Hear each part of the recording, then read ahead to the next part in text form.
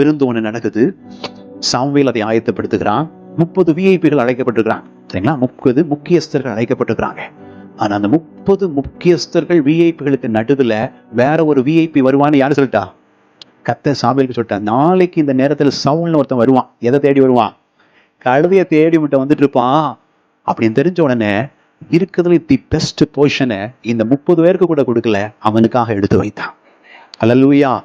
நீங்க நினைக்கலாம், நான் சாதாரணமான மனுஷன், என்னை விட திறமையானவர்கள், வசதியானவர்கள், படித்தவர்கள், எல்லாவற்றிலும் பெரிதான நிலைமையில் இருக்கக்கூடியவங்க நிறைய பேர் இருக்கிறான்.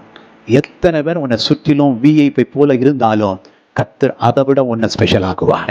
எட்ட முடியாதுங்கிற யாரை நினைக்கிறீங்களோ அவரை விட தாண்டி போக கர்த்தர் உனக்கு உதவி செய்ய முடியும்.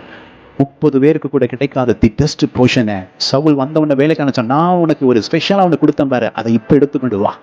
அந்த போர்ஷன் சவுலுக்காகவே வைக்கப்பட்டது. அல்லேலூயா சொல்லுங்க. உங்களுக்காக கர்த்தர் சில போர்ஷனை ஸ்பெஷலா ரெடியா எடுத்து வச்சிருக்கிறார். விசுவாசிங்க, கர்த்தர் நேர்த்தியாய் செய்வார்.